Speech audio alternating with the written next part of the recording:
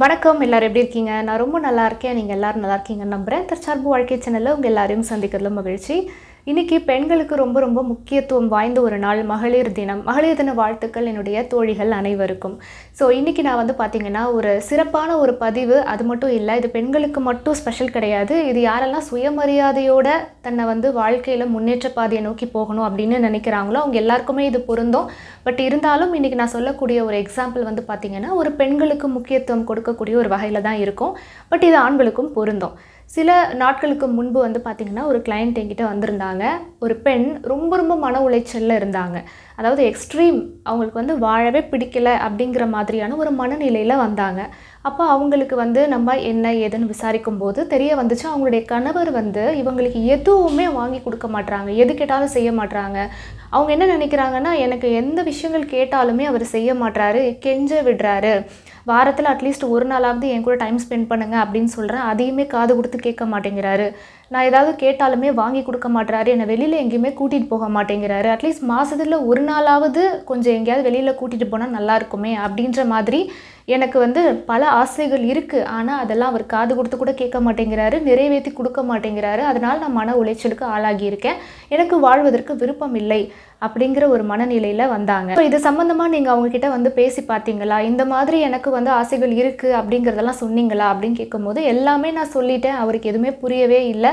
நான் சண்டை போட்டு பார்த்துட்டேன், கெஞ்சி பார்த்துட்டேன், அவர் கூட நான் இருக்க மாட்டேன் அப்படின்னு சொல்லிட்டு போயிட்டேன். அப்போ கூட அவர் அதை பற்றி கண்டுக்கவே மாட்டுறாரு. நான் இப்படி தான் அப்படின்னு சொல்லிட்டு இருக்காரு, இதுக்கு நான் என்ன பண்ணுறது, எனக்கு வாழ்வதற்கு விருப்பம் இல்லை அப்படிங்கிற மாதிரி சொன்னாங்க.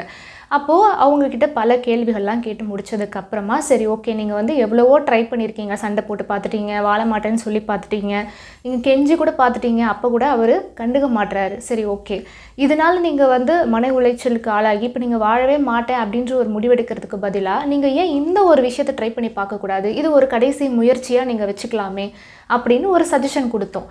அப்போது நீங்கள் இன்னொருத்தவங்கக்கிட்ட எதிர்பார்த்து ஏமாற்றம் அடையிறதை விட நீங்களே ஏன் ஒரு வேலை பார்க்கக்கூடாது, நீங்கள் சம்பாரித்து உங்களுக்கு தேவையான அந்த எல்லா விஷயங்களையும் பூர்த்தி செய்துக்கலாமே, நீங்கள் உங்களுடைய சூழ்நிலைகளை ஒரு ஆப்பர்ச்சுனிட்டியாக ஏன் மாற்றக்கூடாது, ஒரு கடைசி முயற்சியாக நீங்கள் ட்ரை பண்ணி பாருங்கள் அப்படிங்கிற மாதிரி நம்ம ஒரு சஜஷன் கொடுத்துருந்தோம். ஸோ அவங்களும் ஓரளவுக்கு கன்வின்ஸ் ஆகிட்டு சரி ஓகே நான் ட்ரை பண்ணுறேன் அப்படின்னு சொல்லிட்டு ஒரு டியூஷன் எடுக்கிறாங்க, பசங்க எல்லாருக்கும் சொல்லி கொடுக்குறாங்க. ஸோ இப்படியே நாட்கள் அப்படியே போகுது. அதுக்கப்புறம் ஒரு நாள் அவங்கள தொடர்பு கொண்டு பேசும்போது எப்படி இருக்கீங்க, இப்போ எப்படி உங்களுடைய லைஃப் போயிட்டுருக்கு அப்படின்னு கேட்கும்போது ரொம்பவே நல்லா இருக்குது, ஹாப்பியாக இருக்குது அப்படின்னு சொல்லிட்டு இன்னும் பல விஷயங்கள் அவங்க ஷேர் பண்ணாங்க. நான் கெஞ்சிக்கிட்டே இருப்பேன், எனக்கு இது வாங்கி கொடுங்க அது வாங்கி கொடுங்க அப்படின்னு. ஆனால் இப்போ என்னால் எனக்கு தேவையான விஷயங்களை வாங்கிக்கவும் முடியுது. இதில் இன்னொரு கூடுதல் சந்தோஷமான விஷயம் என்ன அப்படின்னு பார்த்தீங்கன்னா, அவருக்கு ஏதாவது தேவைனாலும் நான் தான் வாங்கி கொடுக்குறேன், அது இப்போ எனக்கு கூடுதல் மகிழ்ச்சியை கொடுக்குது. இன்னொன்று என்னென்னா, எப்போ பாரு அவர்கிட்ட நீங்கள் டைம் ஸ்பெண்ட் பண்ண மாட்டீங்க, உங்கள் ஜாப்லேயே நீங்கள் கான்சென்ட்ரேட் பண்ணுறீங்க அப்படின்னு நான் சொல்லிக்கிட்டு இருந்தேன். ஆனால் இப்போ பார்த்தீங்கன்னா நான் டியூஷன் எடுக்கிறேன், பசங்களுக்கு ஏதாவது டவுட்ஸ் இருக்குது அப்படின்னா அந்த டவுட்ஸை கிளாரிஃபை பண்ணுறதுக்கு நானும் ப்ரிப்பேர் பண்ணுறேன். ஸோ அதில் டைம் கான்சென்ட்ரேட் பண்ணுறதுனால இவர் எனக்கு டைம் கொடுக்க மாட்டுறாரு, என் கூட டைம் ஸ்பெண்ட் பண்ண மாட்டுறாரு அப்படின்னு அவர் பின்னாடியே ஓடிக்கிட்டு கெஞ்சிக்கிட்டு இருந்ததெல்லாம் இப்போ மாறி நான் இவங்கக்கிட்ட கான்சென்ட்ரேட் பண்ணுறேன், என்னுடைய ஜாபில் கான்சென்ட்ரேட் பண்ணும்போது இதெல்லாம் எனக்கு சரியாயிடுச்சு. இன்னொரு சூப்பரான ஒரு மொமெண்ட் என்ன, ஒரு ப்ரௌடு மொமெண்ட் என்ன அப்படின்னு பார்த்தீங்கன்னா, இவங்க அவர்கிட்ட கெஞ்சிட்டு இருந்ததெல்லாம் மாறி இப்போ அவர் டைம் கேட்குறாரு இவங்கக்கிட்ட. இந்த வீக் கொஞ்சம் ஒரு 1/2 hour உங்களுக்கு ஃப்ரீ பண்ணிக்க முடியுமா, வெளியில் எங்கேயாவது போகலாம் அப்படின்னு கேட்குறாரு. அது எனக்கு ஒரு பெருமையான மொமெண்ட்டாக மாறிடுச்சு அப்படிங்கிற மாதிரி சொன்னாங்க. ஸோ இதுதான் பார்த்திங்கன்னா விமன் எம்பவர்மெண்ட். அதாவது அவங்க என்ன நோக்கத்தில் வந்தாங்க அப்படின்னு பார்த்தீங்கன்னா, இவர் எனக்கு எதுவுமே வாங்கி கொடுக்க மாட்டுறாரு, எனக்கு டைம் ஸ்பெண்ட் பண்ண மாட்டுறாரு, என்னை கெஞ்ச விடுறாரு, என்னை பெக்கிங் ஸ்டேட்லேயே வச்சுருக்கிறாரு, இதெல்லாம் நீங்கள் அவரை மாற்றணும், அவரை மாற்றி நான் கேட்குற எல்லாத்தையும் வாங்கி கொடுத்துடணும், வாரம் ஆச்சுன்னா என்னை எங்கேயாவது வெளியே கூட்டிகிட்டு போயிடணும், இதெல்லாம் அவர் பண்ணிடணும், பண்ணால் மட்டும்தான் நான் சந்தோஷமாக இருப்பேன் அப்படிங்கிற ஒரு மைண்ட் ஸ்டேட்டில் ஆக்சுவலாக அவங்க வந்தாங்க. பட் ஆனால் நடந்தது வேறு. ஏன்னா இந்த பர்சனை நம்ம மாற்றணும்னு முயற்சி பண்ணால் சந்தோஷம் கிடைக்காது, அதெல்லாம் டெம்பரவரி. பெர்மனண்ட்டாக ஒருத்தருக்கு மகிழ்ச்சியை கொடுக்கணும் அப்படின்னா அவங்களோட வாழ்க்கை தரத்தை உயர்த்தணும், குவாலிட்டி ஆஃப் லைஃப் இம்ப்ரூவ் ஆனால் மட்டும்தான் அவங்களுக்கு அது பெர்மனண்ட்டாக அந்த சந்தோஷத்தை கொடுக்க முடியுமோ தவிர, சந்தோஷத்தை இன்னொருத்தர் மேலே வச்சோம் அப்படின்னா அது டெம்பரவரியான விஷயத்தை மட்டும்தான் கொடுக்க முடியும், அது நீடிக்காது. அதனால் அந்த பர்சனை மாற்றுறதை பற்றி நீங்கள் கவலைப்படாதீங்க, அதை கன்சிடர் பண்ணாதீங்க, அதை விட்டுருங்க. நீங்கள் உங்களை எப்படி மாற்றிக்கிறதுன்னு நீங்கள் பாருங்கள். நீங்கள் உங்களுக்கு படிப்பு இருக்குது, வேலைக்கு போகிறீங்க, சம்பாதிக்கிறீங்க, உங்களுக்கு தேவையானதை வாங்கிக்கிறீங்க. ஸோ நீங்கள் ஏன் இந்த சூழ்நிலையை ஒரு ஆப்பர்ச்சுனிட்டியாக மாற்றக்கூடாதுன்னு கேட்ட அந்த கீவேர்டை அவங்க அப்படியே அதை அப்படியே ஃபாலோ பண்ணாங்க. ஸோ அவங்க சொன்ன அந்த அவுட்புட் எல்லாமே ரொம்பவே சூப்பராக இருந்தது. ஸோ நான் கெஞ்சிட்டு இருந்த காலம்லாம் மாறி போய் இப்போ அவர் என்கிட்ட வந்து ப்ரியாரிட்டைஸ் பண்ணி கேட்குறாரு, இந்த வீக் உனக்கு கொஞ்சம் ஃப்ரீ பண்ணிக்க முடியுமா, நம்ம எங்கேயாச்சும் வெளியே போகலாமா அப்படிங்கிற அளவுக்கு ஒரு டிரான்ஸ்ஃபர்மேஷன் நடந்திருக்கு. எனக்கு இது கெத்தாக இருக்குது அப்படிங்கிற மாதிரி சொன்னாங்க. ஸோ இந்த விமன் எம்பவர்மெண்ட் அப்படிங்கிறது இன்னொருத்தரை வந்துட்டு அவங்கக்கிட்டேருந்து எக்ஸ்ட்ராக்ட் பண்ணி அவங்கள அடிமைப்படுத்தி அவங்களுடைய காசில் வாழ்கிறது அப்படிங்கிறது கிடையாது. தன்னுடைய வாழ்க்கை தரத்தை உயர்த்தி அது மூலமாக தானும் பூர்த்தி அடைந்து யாரெல்லாம் நீங்கள் வந்து போய் கெஞ்சிக்கிட்டு இருந்தீங்களோ, யாருக்காக டைமுக்காக நீங்கள் வெயிட் பண்ணிட்டு இருந்தீங்களோ, அவங்க எல்லாருக்கும் நீங்கள் கொடுக்குற நிலைக்கு மாறும்போது தான் விமன் எம்பவர்மெண்ட் அப்படிங்கிறது சக்ஸஸ் அடையுது. ஸோ பெக்கிங் ஸ்டேட்லேருந்து கிவிங் ஸ்டேட்டுக்கு மாறும்போது ஒரு சந்தோஷம் கிடைக்குது இல்லையா, அதுதான் நிலையான சந்தோஷம். இன்னொருத்தரை எதிர்பார்த்து அதனால் ஏமாற்றம் அடையும் போது அது மிகப்பெரிய ஒரு வலியை ஏற்படுத்துது. தன்னைத்தானே ஒரு செல்ஃப் சஃபிஷியண்ட்டாக ஒரு இண்டிபெண்ட்டாக மாறிட்டு அவங்களுக்கும் கொடுக்குற நிலைக்கு நம்ம வாழ்க்கை தரத்தை உயர்த்தும் போது தான் அது எப்போவுமே நமக்கு நிலையான ஒரு சந்தோஷத்தை கொடுக்கும் அப்படிங்கிறத இந்த இடத்துல நான் உங்களுக்கு வந்து பதிவு பண்ணுறேன். ஸோ பல பெண்கள் இன்னுமுமே எனக்கு இந்த மாதிரி கேசஸ் வந்து எப்பயுமே வரக்கூடிய ஒரு விஷயந்தான். என்னுடைய கணவர் எனக்கு வாங்கி கொடுக்க மாட்டாரு, வெளியில் கூட்டிகிட்டு போக மாட்டாரு, அதனால எனக்கு வாழ பிடிக்கலை அப்படின்னு சொல்கிறவங்க இந்த பர்சனை நீங்கள் வந்து என்ன தான் சொல்லி திருத்தி மாற்றி இதெல்லாம் டைம் எடுக்கும். ஆனால் உங்களை நீங்கள் உயர்வான நிலைக்கு வச்சுக்கிட்டீங்க அப்படின்னா நீங்கள் மற்றவங்கக்கிட்ட நீங்கள் டைம் எனக்கு ஸ்பெண்ட் பண்ணணும், எனக்கு நீங்கள் இதை வாங்கி தரணும், அதை வாங்கி தரணும், அங்கே கூட்டிகிட்டு போகணும் அப்படின்னு டிமாண்ட் வைக்கிறது எல்லாமே குறைஞ்சிரும். இதில் என்ன நடக்கும் அப்படின்னு பார்த்தீங்கன்னா உங்களோட கெப்பாசிட்டி என்னங்கிறது வெளிக்கொண்டு வரதுக்கான ஒரு ஆப்பர்ச்சுனிட்டி உருவாகும். இவ்வளோ நாள் நீங்கள் நினச்சிட்ருப்பீங்க, என்னை யாராவது எங்கேயாவது கூட்டிகிட்டு போனால் மட்டும்தான் என்னால் போக முடியும், இல்லைனா எனக்கு ட்ராவல் பண்ணவே முடியாதுன்னு நினச்சிக்கிட்டு இருப்பீங்க. ஆனால் இவங்க கூட்டிகிட்டே போகலை இல்லையா, இதுதான் இப்போ உங்களுக்கு ஏற்பட்டிருக்கக்கூடிய ஒரு சிச்சுவேஷன்.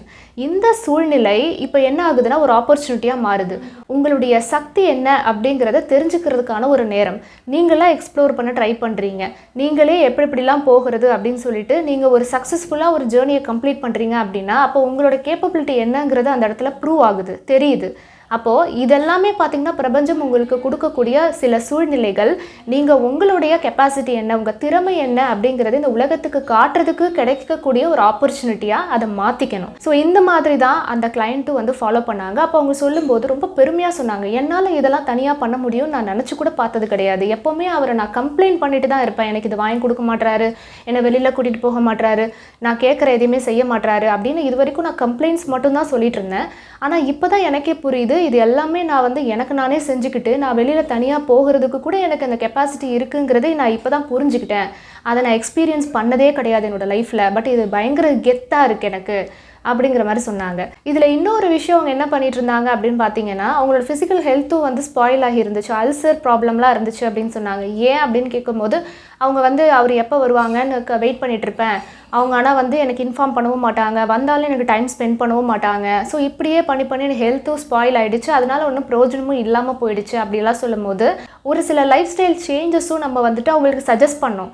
நீங்கள் இந்த மாதிரி வந்து லேட் நைட்டு சாப்பிடாம வெயிட் பண்ணிவிட்டு இந்த வழி மேலே விழி வச்சு காத்துட்ருக்கிறது இதெல்லாம் ஒர்த்தான பர்சனுக்கு மட்டும்தான் பண்ணணும்.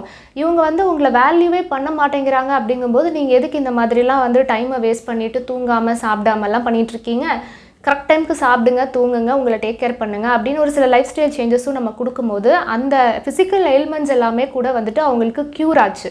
ஸோ தன்னை கேர் பண்ணுறதுக்கு ஸ்டார்ட் பண்ணாங்க, அவங்களுடைய ஜாபில் கான்சென்ட்ரேட் பண்ணாங்க.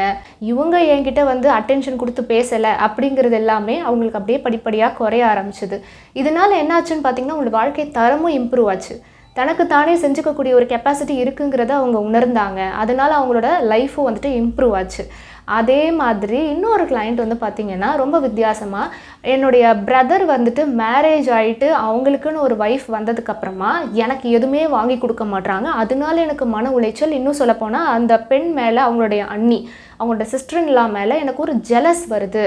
ஏன்னா பிஃபோர் மேரேஜ் அவங்க வந்து எனக்கு தான் எல்லாமே செஞ்சுட்டு இருந்தாங்க, ஆனால் இப்போ பார்த்திங்கன்னா அவங்களுக்கு செஞ்சிட்ருக்காங்க. அது எனக்கு ரொம்ப ஜெலசி ஃபீலிங்கும் வருது, அதே சமயத்தில் எனக்கு ரொம்ப மன உளைச்சலுக்கும் நான் ஆளாகி இருக்கேன் அப்படிங்கிற மாதிரி நம்மக்கிட்ட வந்தாங்க. அவங்கக்கிட்ட நம்ம ஒரு சில கேள்விகள்லாம் கேட்கும் போது அப்போ நான் கேட்டிருந்தேன், அப்போ சரி ஓகே, நீங்கள் வந்து அவங்க மேலே ஜெலஸியாக ஃபீல் பண்ணுறீங்க, நீங்கள் உங்கள் பிரதருக்கு நீங்கள் ஏதாவது செஞ்சுருக்கீங்களா, ஏதாவது வாங்கி கொடுத்துருக்கீங்களா அப்படிங்கிற மாதிரி கேட்கும்போது, அப்படிலாம் எதுவும் நான் வாங்கி கொடுத்தது கிடையாது. அவங்க எனக்கான நிறைய வாங்கி கொடுப்பாங்க. நான் இது வரைக்கும் அந்த மாதிரிலாம் எதுவும் செஞ்சதில்லை. சரி, ஓகே. உங்கள் பிரதர் வந்து உங்களுடைய சிஸ்டர்லாக்கு, அதாவது அவருடைய மனைவிக்கு என்னெல்லாம் வாங்கி கொடுக்குறாங்களோ அதெல்லாம் எனக்கும் வாங்கி கொடுக்கணும் அப்படின்னு நீங்கள் ஒரு டிமாண்ட் வைக்கிறீங்க. அப்படி வாங்கி கொடுக்கலன்னா நான் சண்டை போடுவேன், நான் கோச்சுக்குவேன் அப்படின்ற மாதிரி உங்களோட மென்டாலிட்டி மைண்ட் செட் இருக்குது. ஒருவேளை நீங்கள் உங்கள் கணவருக்கு வாங்கி கொடுக்குற எல்லாத்தையுமே உங்கள் பிரதர் எனக்கும் வாங்கி கொடுக்கணும், எனக்கும் செய்யணும் அப்படின்னு ஒரு டிமாண்ட் வச்சா நீங்கள் எப்படி அதை அக்செப்ட் பண்ணிக்குவீங்களா, அதை ஏற்றுக்குவீங்களா அப்படின்னு கேட்கும்போது, அப்படியெல்லாம் எங்கள் பிரதர் கேட்க மாட்டாங்க. என் கணவருக்கு நான் செய்கிறதெல்லாம் அவங்க எதுவும் இன்டர்ஃபியர் ஆக மாட்டாங்க.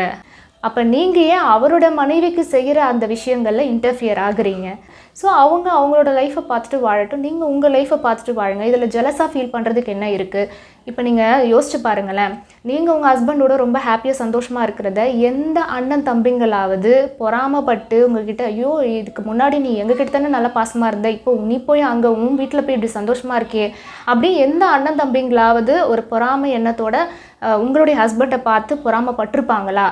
அப்படி ஒரு கேசஸ் இது வரைக்கும் நீங்கள் பார்த்துருக்கீங்களா? அப்படிங்கும்போது இல்லை, அப்படிலாம் ஒன்றும் இல்லை. அப்புறம் நீங்கள் ஏன் அவங்களுடைய மனைவிக்கு செய்கிற விஷயங்களை நீங்கள் தலையிட்டு ரொம்ப ஜெலஸாக ஃபீல் பண்ணணும்? ஸோ உங்களுக்குன்னு ஃபேமிலி இருக்குது, உங்களுக்குன்னு லைஃப் இருக்குது, அதை நீங்கள் கான்சன்ட்ரேட் பண்ணுங்கள். இவங்களோட லைஃப்பை வாழட்டும், விட்டுருங்க. ஏன் அவங்க அண்ணன் தம்பிங்க வந்து அவங்க ஒய்ஃபுக்கு பண்ணுறதெல்லாம் உங்களுக்கு பண்ணணும்னு ஏன் எதிர்பார்க்குறீங்க? ஸோ எதிர்பார்ப்புகள் தான் இங்கே பிரச்சனை. ஸோ உங்கள் லைஃப்பை நீங்கள் பாருங்கள், அவங்க லைஃப்பை அவங்க பார்க்கட்டும் அப்படிங்கும்போது ஸோ அந்த டிஃப்ரென்சியேஷன் அப்போ தான் உங்களுக்கு புரியுது. நிறைய விஷயங்களில் நம்ம ஈக்குவாலிட்டி அப்படின்னு பேசுகிறோம். அப்போ ஏன் இன்னும் வந்து அந்த தாய் மாமா சீரை மட்டும்தான் உலகம் வந்து பேசணுமா? அத்தைங்களும் வந்து செய்யலாமே. அப்போ நீங்கள் வந்து உங்கள் பிரதருக்கு செய்யுங்க, உங்கள் பிரதரோட பசங்களுக்கு செய்யுங்க. அப்போ நீங்கள் ஏன் வந்து கிவிங் ஸ்டேட்டுக்கு மாறக்கூடாது? ஏன் எப்போவுமே உங்கள் வீட்டில் அண்ணன் தம்பிங்கெல்லாம் உங்களுக்கு செஞ்சுட்டே இருக்கணும் அப்படின்னு ஒரு பெக்கிங் ஸ்டேட்டில் இருக்காதீங்க. கொடுக்குற தன்மைக்கு மாறுங்க, வாங்குகிற தன்மையை நிறுத்துங்க அப்படின்னு சொல்லும்போது அவங்களுக்கு அப்போ அது ஓகே, நான் இதை செஞ்சு பார்க்குறேன். உங்களுக்கு இந்த மன உளைச்சல்லேருந்து நீங்கள் வெளியில் வரணும் அப்படின்னா நீங்கள் உங்கள் அண்ணன் தம்பிங்களுக்கு நீங்கள் நிறைய செய்யுங்க. நீங்கள் கிவ்வர் ஆகுங்க. நீங்கள் வந்து ரிசீவிங்லேயே இருக்காதீங்க. ஒரு பிச்சைக்கார நிலையில் இல்லாமல் கொடுக்கக்கூடிய தன்மைக்கு உங்களுடைய தரத்தை உயர்த்துங்க அப்படின்னு சொல்லும்போது அவங்க ஆக்சுவலி பண்ணாங்க. இந்த ஜெலசி ஃபீல் அவங்களுக்கு குறைய ஆரம்பிச்சது. அவங்களுக்கு வந்து பெருமையாக ஃபீல் ஆச்சு. ஓகே, நான் அத்தைங்கிற ஸ்தானத்தில் நான் நிறைய செய்கிறேன் அந்த பசங்களுக்கு. ஸோ என் அண்ணன் தம்பிங்களுக்கும் நான் நிறைய செய்கிறேன். அப்போ இந்த வேணுங்கிற அந்த மனப்பான்மை போயிட்டு நான் நிறைய விஷயங்கள் அவங்களுக்கு கொடுக்குறேன் அப்படிங்கும்போது அந்த பொறாமை எண்ணமோ அந்த பெண் மேலே இருந்த அந்த ஜெலசி ஃபீல் எல்லாம் அப்படியே குறைஞ்சிச்சு. அதே சமயத்தில் அவங்களோட மன உளைச்சலும் வந்துட்டு அப்படியே அவங்களுக்கு க்யூர் ஆகிடுச்சு. அவங்களுக்கு ரொம்ப பெருமையாகவும் சந்தோஷமாகவும் ஃபீல் ஆச்சு. ஸோ இதுதான் பார்த்திங்கன்னா விமன் எம்பவர்மெண்ட். தன்னுடைய வாழ்க்கை தரத்தை உயர்த்தணுமோ தவிர எப்போவுமே வந்துட்டு பெக்கிங் ஸ்டேட்லேயே இருக்கக்கூடாது. கொடுக்கக்கூடிய தன்மைக்கு மாறணும். அந்த கிவிங் ஸ்டேட்டில் அதிகமான சந்தோஷமும் பெருமையும் கண்டிப்பாக கிடைக்கும். இது ஆண்களுக்கு பெண்களுக்கு எல்லாருக்குமே பொருந்தும். பட் இன்றைக்கி மகளிர் தினம் ஸ்பெஷல் அப்படிங்கிறதுனால பெண்களை மையப்படுத்தி கேசஸ் வந்து நான் உங்களுக்கு எக்ஸ்பிளைன் பண்ணுறேன். ஸோ இது ஆணோ பெண்ணோ எல்லாருக்குமே இந்த சுயமரியாதை இண்டிபெண்ட்டாக இருக்கணும் அப்படின்றது ரொம்ப முக்கியம். எப்போவுமே வந்து நான் வாங்கிக்கிட்டே இருப்பேன் அப்படின்ற நிலையிலேருந்து கொடுக்கக்கூடிய தன்மைக்கு மாறணும். ஸோ எதை நம்ம எதிர்பார்க்குறோமோ அதை நம்ம கொடுக்கும்போது கிடைக்க வேண்டியது தானாக கிடைக்க ஆரம்பிக்கும். ஸோ ஒரு மனிதனுடைய வாழ்க்கை தரத்தை உயர்த்துறதுக்கு எஜுகேஷன் அப்படிங்கிறது ரொம்ப முக்கியம். அது குறிப்பாக பெண்களுக்கு படிப்பறிவு, எஜுகேஷன் அப்படின்றது ரொம்ப ரொம்ப முக்கியமான ஒரு டூல். ஸோ மற்ற எல்லாமே கைவிட்டாலும் எஜுகேஷன் அப்படின்ற டூல் வந்து எப்போவுமே வந்துட்டு உறுதுணையாக இருக்கும். ஸோ என் தோழிகள் சகோதரிகள் அனைவருக்கும் மகளிர் தின நல்வாழ்த்துக்கள். மீண்டும் இதே போல் ஒரு சூப்பரான பதிவில் உங்கள் எல்லாரையும் சந்திக்கிறேன். நன்றி. வாழ்க வளமுடன்.